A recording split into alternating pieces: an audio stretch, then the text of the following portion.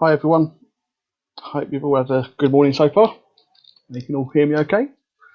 As you can see, my name is Chris Holland. I'm from the Met Police Cybercrime Unit. Um, this morning I'm just going to go through a bit about cybercrime and online fraud. Um, if you've got any questions, we've got a few minutes at the end. Hopefully, we'll have a chance to give some questions. Just feel free to use the chat option on the right hand side. You've got any questions on there, pop up on there, and I've got a colleague who's to kind of monitor that throughout my presentation.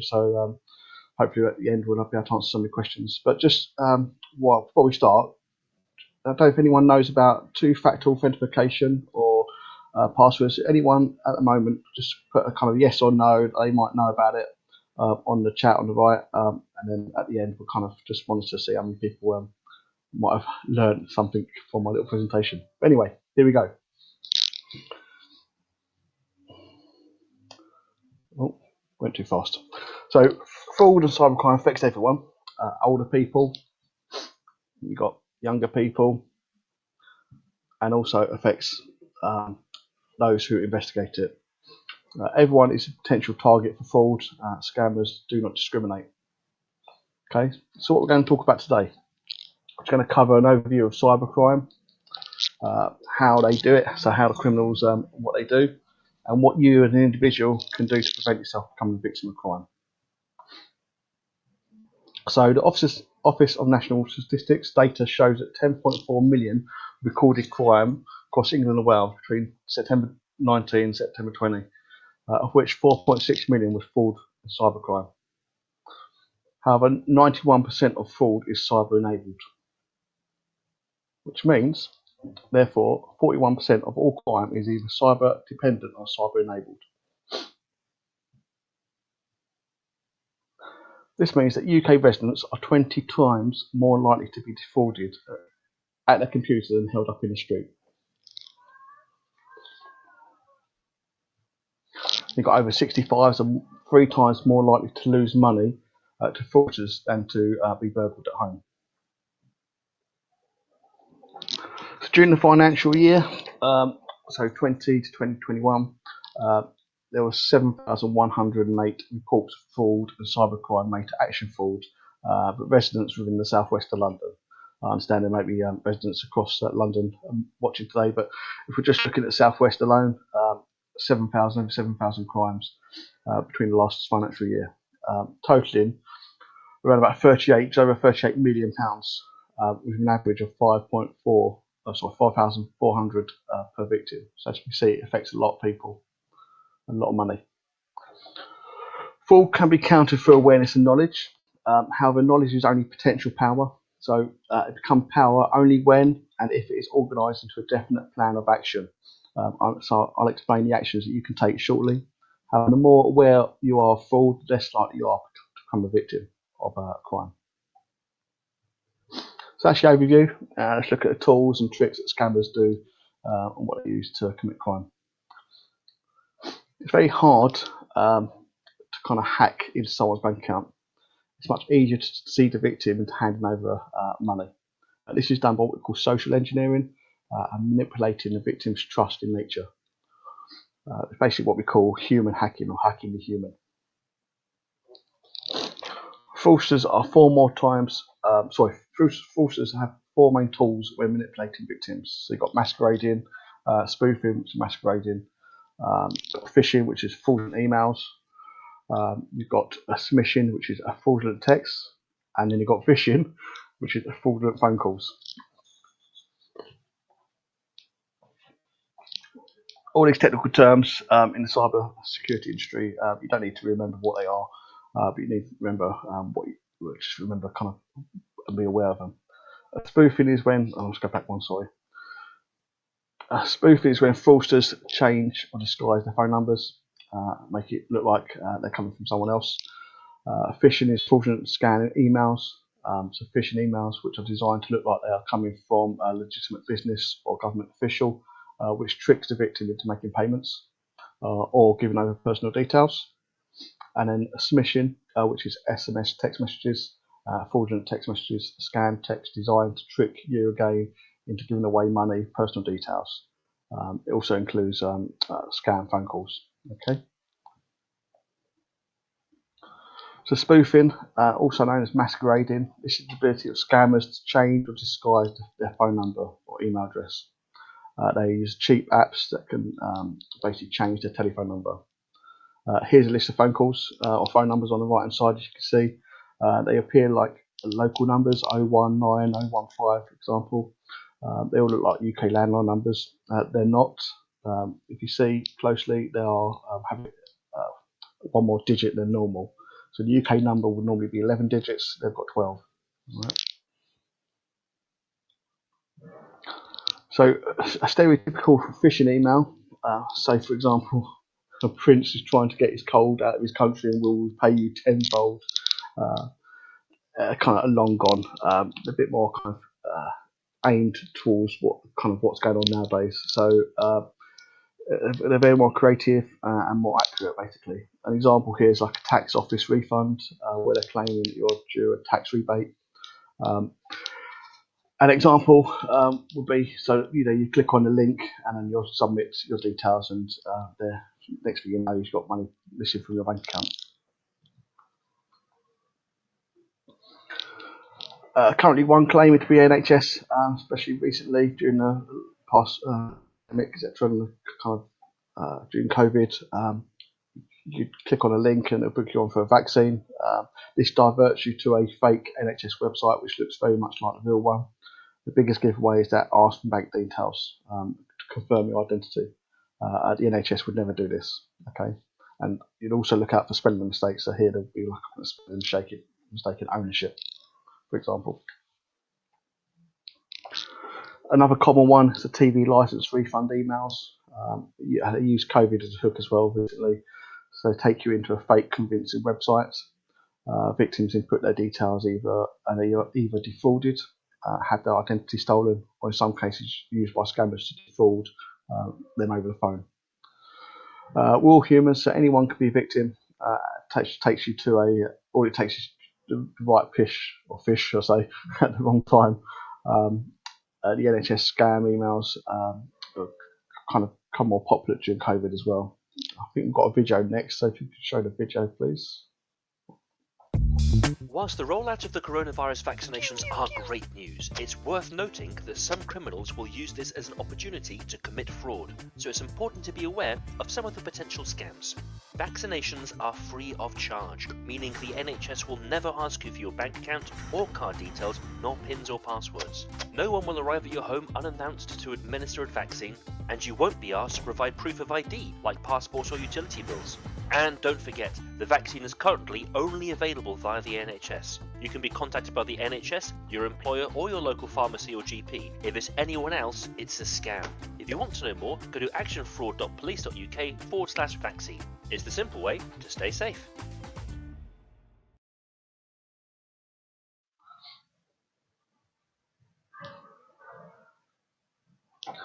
So we've got smishing, scam text messages, just like spoofing. They get an app which allows them to change their telephone number and look like someone else. Your phone cannot tell the difference between a legitimate text message and a scam text message.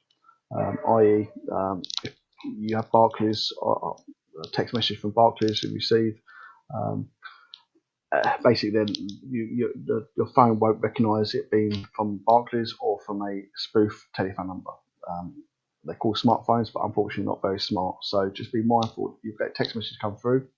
It might look like from the post office, and suddenly you get another one which appears from the post office saying you haven't paid an outstanding post.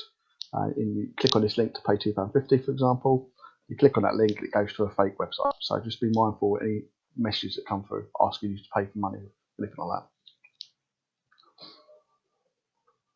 Here's just a few examples. Like I said, the Royal Mail, YouTube, parcel force are very common. Okay, so just be mindful if you get any dodgy text messages come through you're not too sure about. Okay,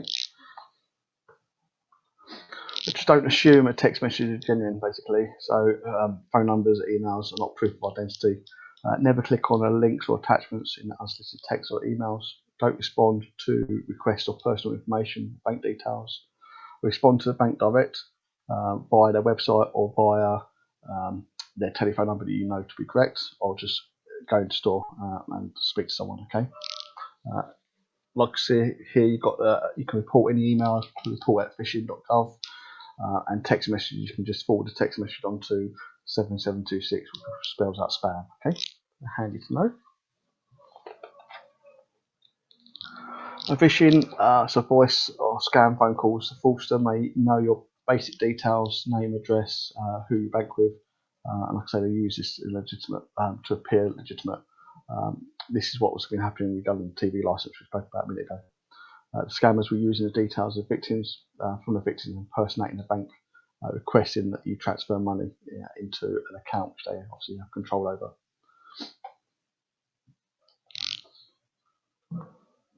They also create urgency and put pressure on you. They usually won't give you time to think or even speak. They'll just kind of demand you to hand over the information they need.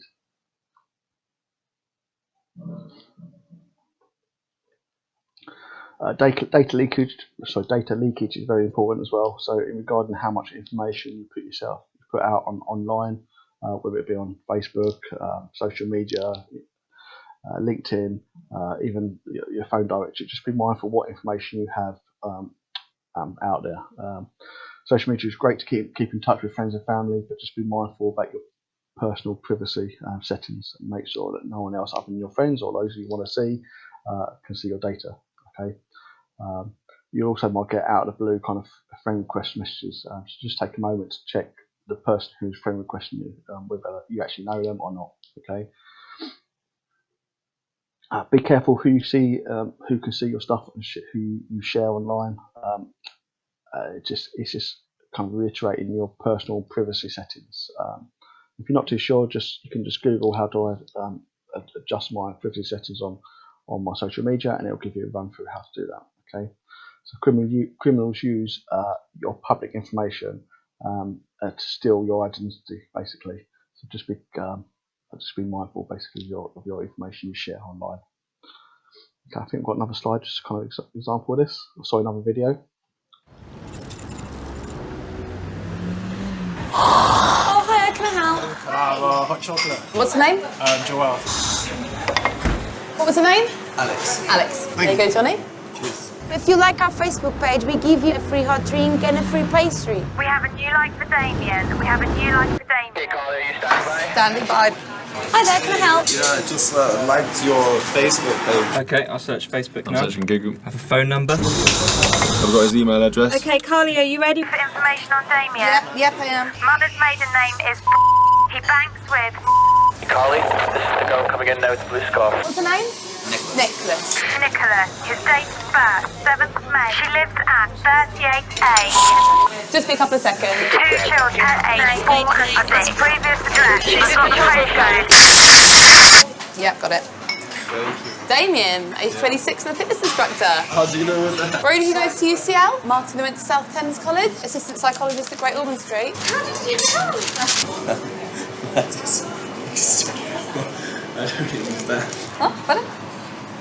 You know I'm a Christian as well. Oh, yeah, we know everything about you, Martin. Thank you. Nice to meet you, Anna from Russia.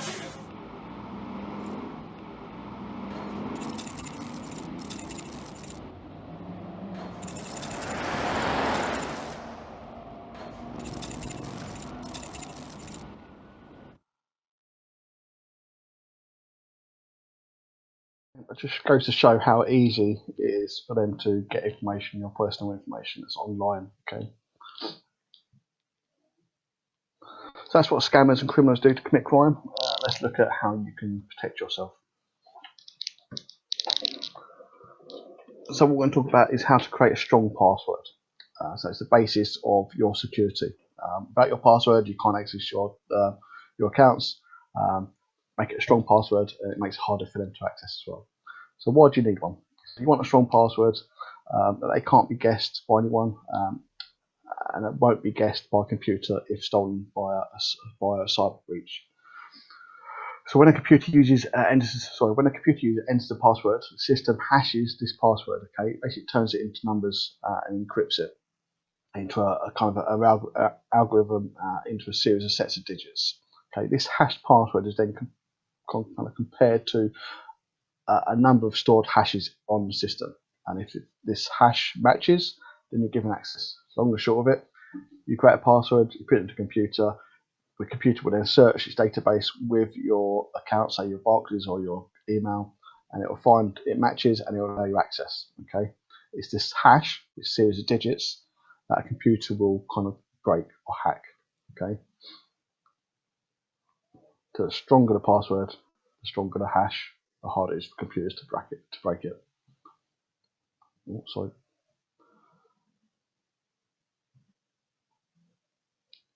Sorry.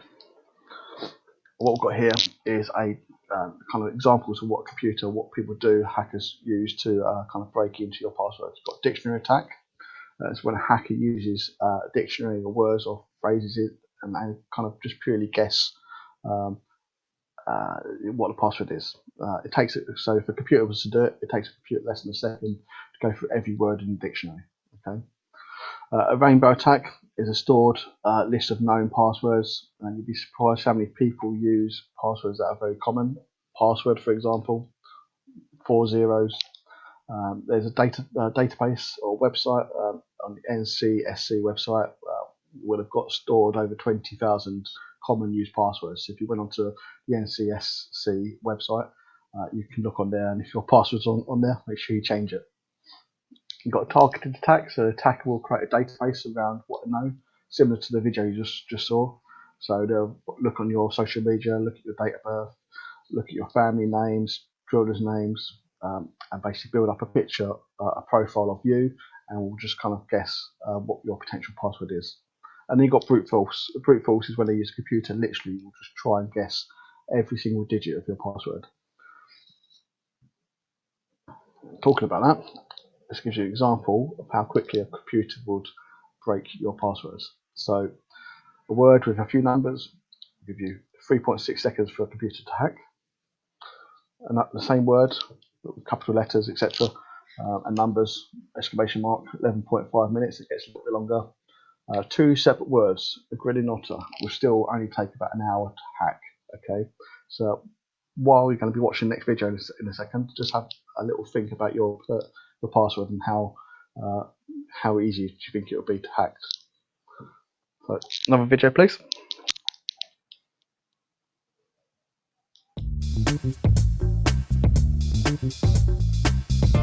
Most of our accounts online are accessed by passwords, so make sure your passwords are strong. Criminals can easily guess simple passwords or ones with words personal to you. The best way to create a secure password is to join 3 random words together. The more obscure and memorable, the better. You can make it even stronger by adding numbers and symbols. Feel free to save passwords in your browser or use a password manager. Make sure all your passwords are strong. Plus, it's important to have a separate, unique password for your email address, as you may use that to reset the others. And remember, never share your passwords with anyone, no matter who they claim to be. It's the simple way to stay safe.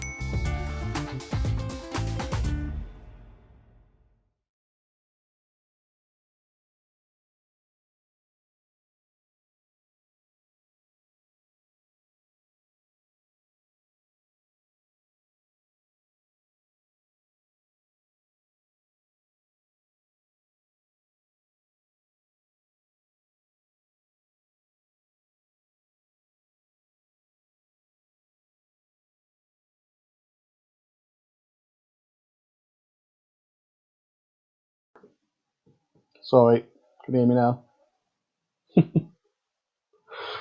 Sorry about that. So I was saying 24 years it will take to hack a computer, to hack 3 separate words, grilling, skydiving, otter, and 3 separate words with a number and a pound sign, 20 million years. So as you can see here, by just creating a longer password with 3 separate words that have no meaning with each other, add a number, add some hyphens, etc., it will just take a lot longer for a computer to hack. Okay.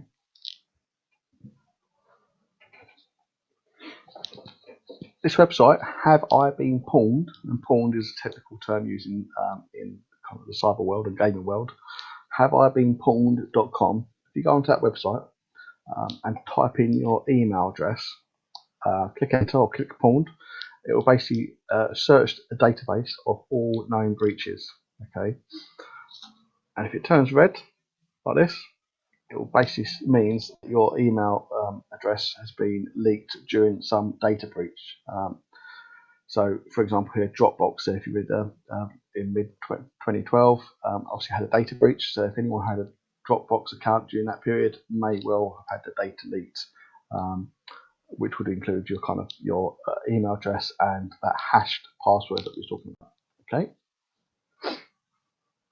If it turns green, you're okay. So HaveIBeenPawned.com is a great website to check your passwords, your email, to see whether any of your data has been leaked. Okay, and if it has, no problem. Just go onto that account and just make or change your password to make it stronger. So you should ideally have a different password for each of your accounts. You should definitely have a strong and separate password for your email. Don't use anywhere else. You can save your emails to your browser, like it was mentioned in the video. And it's safer to reuse the same password on multiple. Sorry, it's safer than reusing the same password on multiple accounts. Okay. Your email contains very important personal data. So this is a gateway into your online kind of accounts. So again, please make sure your email password is separate to everything else. Two-factor authentication, or 2FA, which is commonly known as, is another layer of security for online accounts. It's requiring something else besides your password to log in.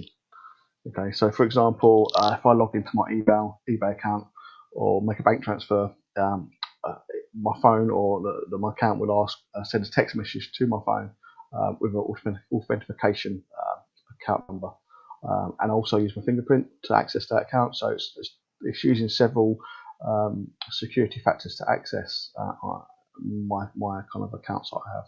Okay, the 2FA. So if you're not too sure about what it is, you can then log on and kind of get it activated.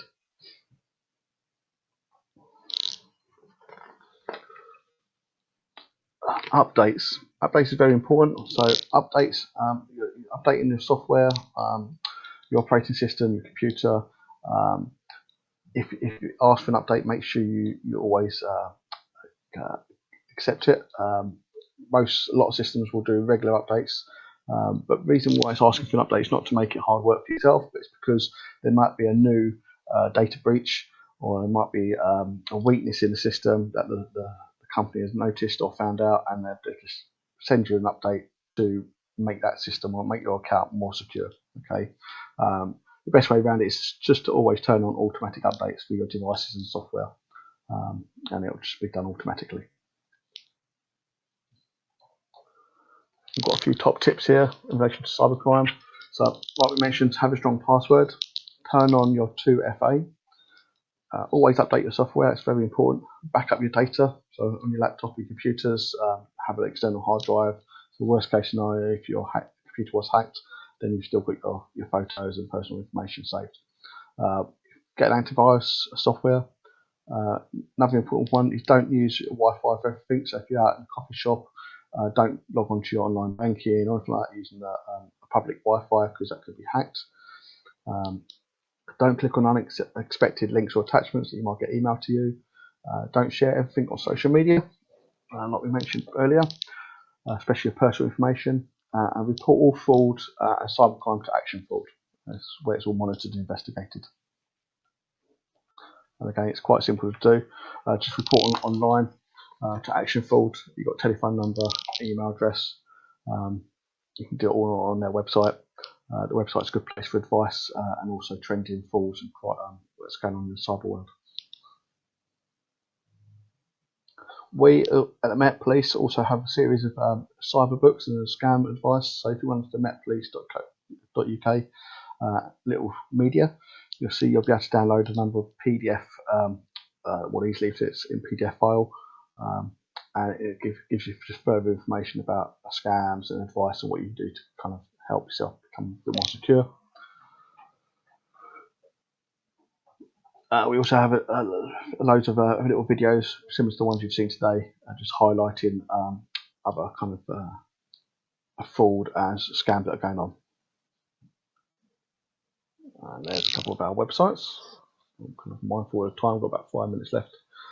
So if you want on there for any further information, definitely check on the haveibeenpawned.com. That's a great way of making sure your website, your email address is secure.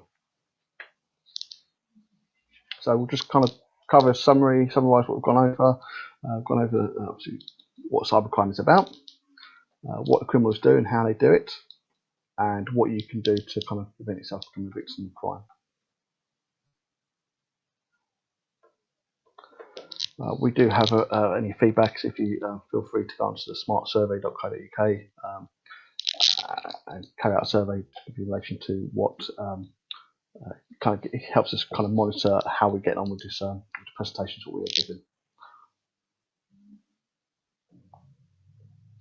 And thank you for your time. If anyone's got any questions, feel free to post it onto the little chat on the right side, and I'll do my best to answer. Thank you for your time today, and I hope you have a really good afternoon.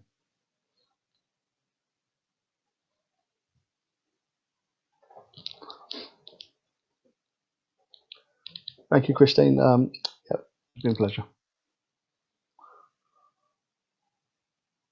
Maggie, thank you. You're welcome.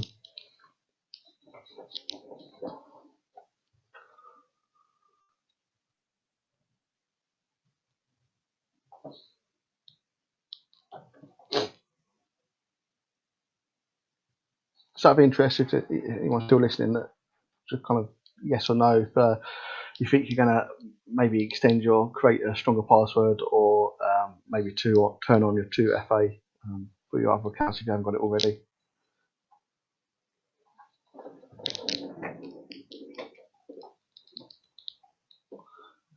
Thank you, Liz. Welcome.